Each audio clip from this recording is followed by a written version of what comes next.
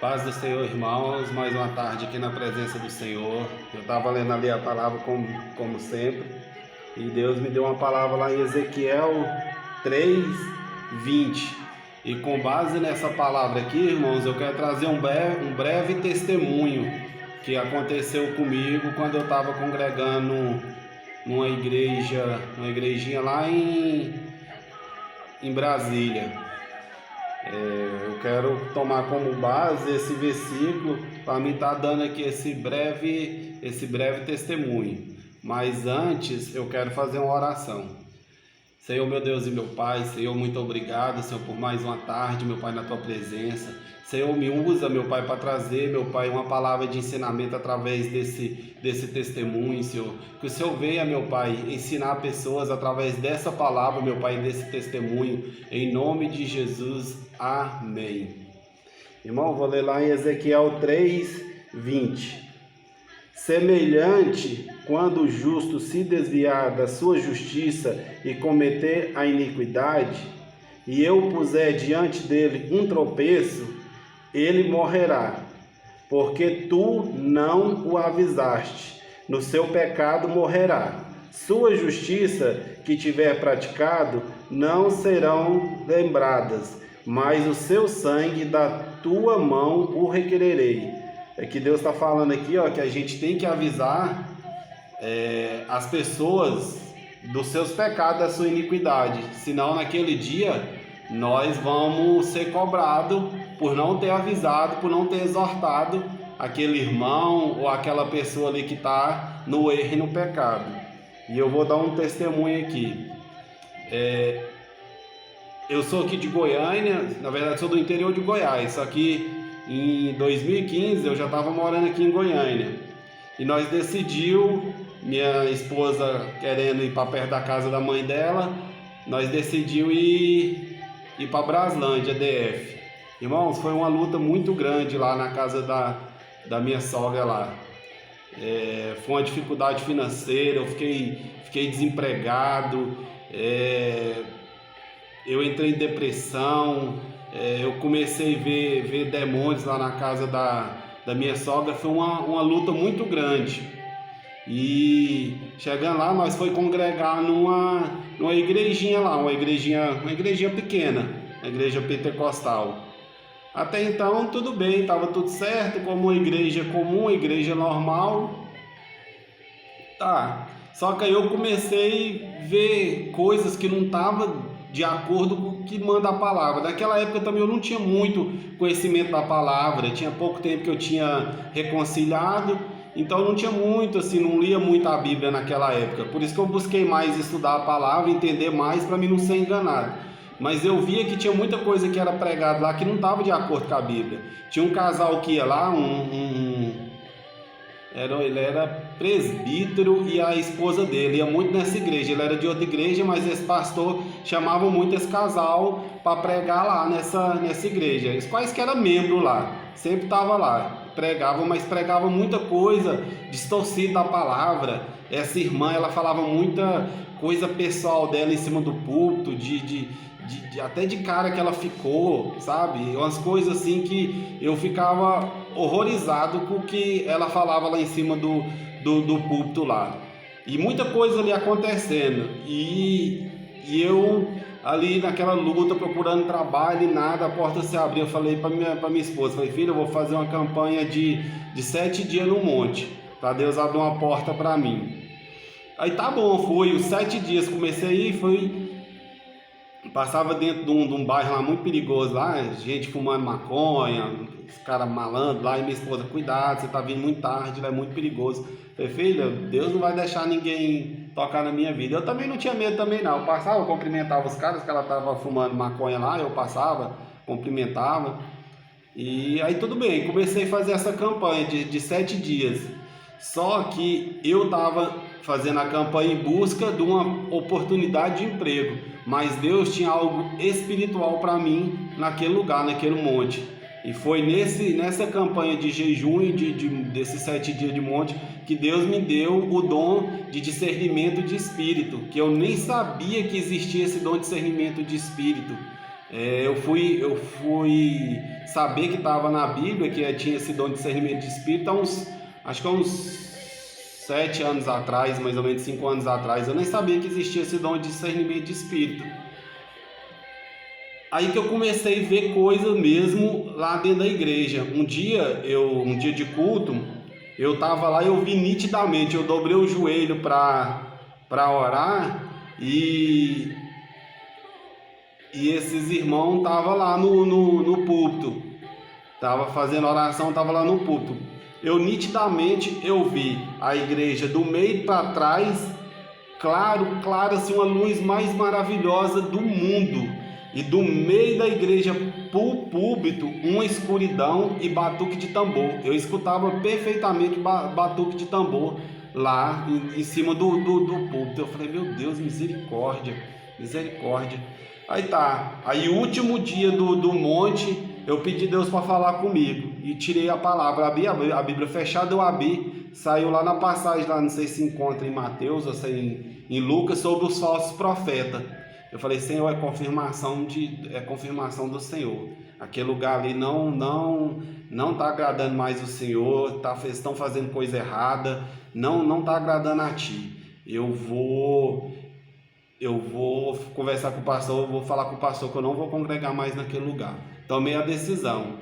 Aí tá, aí eu fui mais um dia, mais um culto, e aí na semana, eu fui no final de semana, e na semana teve uma reunião, um chá das irmãs. Aí minha esposa foi nesse chá das irmãs. E eu e minha esposa, nós sempre tivemos um diálogo muito aberto, nós sempre conversamos sobre tudo. Tudo que acontecia, ela me contava, nós sempre tivemos um diálogo muito aberto. Aí ela foi nesse chá das irmãs. Aí ela até chamou a cunhada dela, que não era crente, chamou para ir, né? Achou que chegando lá, né, ia dobrar o joelho, ia orar, ia falar das coisas de Deus. Minha esposa me contou que nesse chá das irmãs só foi falado orgia, só sobre sexualidade. A pastora falando como que ela já tinha feito com outros homens, como que era com o pastor, com o marido dela lá, como ela tinha vontade de fazer, aquela coisa assim mundana mesmo. E minha esposa me contou, eu falei, não, chega, eu não fico nessa igreja mais não, chega.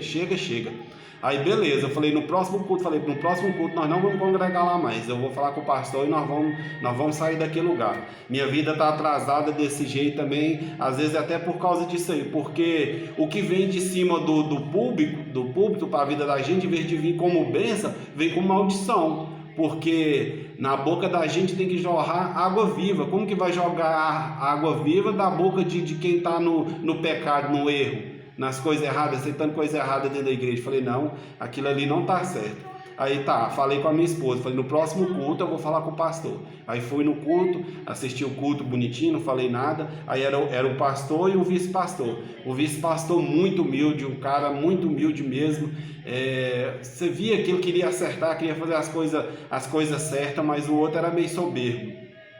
Aí tá, aí peguei e falei com o pastor, acabou o culto, falei, pastor, eu quero falar com o senhor. Aí tá, nós puxou as cadeiras, sentou, falei, pastor, a partir de hoje eu não vou congregar mais aqui na igreja, não quero congregar aqui mais, porque eu estou percebendo que tem muita coisa errada aqui. Aquele casal de amigos do senhor vem aqui, está pregando coisa que está profanando o nome do Senhor, não está de acordo com o que manda a palavra, e eu não vou congregar mais aqui, nisso aqui. Menino, ele começou a vermelhar e falou assim, você está desafiando o pastor, está falando que eu estou em pecado. Falei, pastor, eu não estou desafiando ninguém, eu só estou falando que eu não quero congregar mais aqui, que eu estou vendo erro. Aí eu peguei e falei, outra, pastor. Aí quando eu falei isso, aí ele ficou muito bravo, aí ficou endemoniado. Aí eu falei, pastor, sabe o que está acontecendo? O erro já tomou de conta dessa igreja, e você está com os olhos espiritual fechados. Sabe o que aconteceu no chá das irmãs? Peguei e contei para ele o que tinha acontecido lá. Contei, falei, sua esposa, falei na cara dele, falei, sua esposa no chá lá, só falando orgia, só falando isso. Menino, ele levantou para voar em mim. Aí o outro pastor, o vice-pastor, pegou e segurou na cintura dele. Eu levantei, eu falei, Senhor, me segura, Senhor, não deixa esse pastor vir me agredir não, porque eu não vou aceitar ele vir me agredir não, misericórdia, não deixa vir para cima de mim não. E ele era baixinho, moço, magrinho, Eu falei, ô Senhor, não deixa ele vir em cima de mim não, que se ele vir me dar um soco, eu vou me defender. Falei mesmo para Deus, falei, não deixa ele tocar em mim não, que eu vou me defender. Eu não vou aceitar ele vir me agredir não.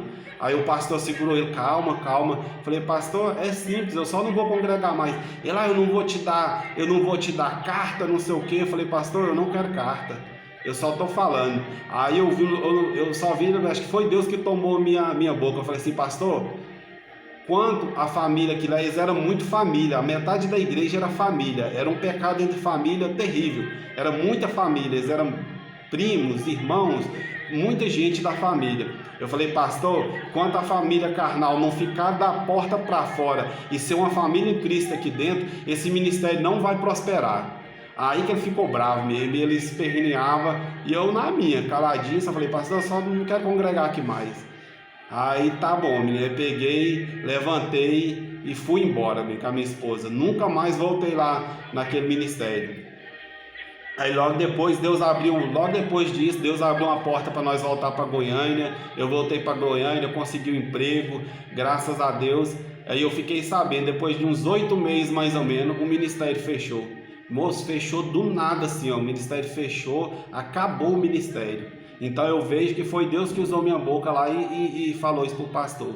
E o que eu quero falar aqui para os irmãos através desse testemunho, irmãos, como está aqui em Ezequiel, não aceite o erro dentro da sua igreja, não seja conivente com o erro dentro das igrejas, não seja, abra sua boca, seja contra, bate de frente com o inimigo, não deixa. Se você está vendo alguma coisa errada, exorta, para que eles venham endireitar os caminhos deles, mas não aceita, não seja conivente. Se for uma coisa assim que não tem jeito mesmo dos irmãos mudar, trazer a mudança, muda de igreja. Não fica numa igreja que está pregando o pecado, o erro, porque isso vai atrasar a sua vida. Se sua vida às vezes não está andando, é porque não está saindo da boca desses pastores, a água viva está saindo, é podridão, e aquilo ali está afetando a sua vida. Então, irmãos, não aceita o pecado, não aceita o erro dentro da sua igreja. Se você vê que está errado, que não está de acordo com o que manda as escrituras verdadeiramente, se posiciona, se levanta, porque senão, igual está falando aqui em Ezequiel, senão naquele dia vai ser cobrado de você, vai ser cobrado.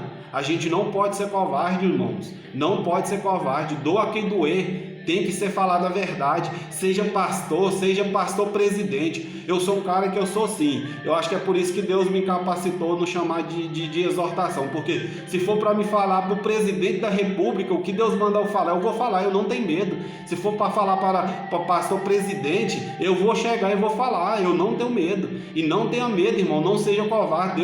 Deus não chamou nós para ser covarde, ainda mais nesses últimos dias.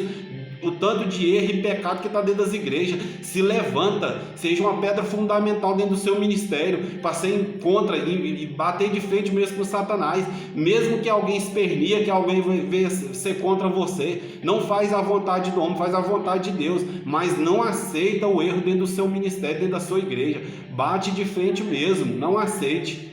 Essa é a palavra que eu quero deixar para os irmãos. E eu quero pedir para os irmãos se inscrever aqui no canal Embaixadores de Cristo, curtir, compartilhar, dar uma ajuda aqui no nosso canal. Tá bom, irmão? Fica com Deus.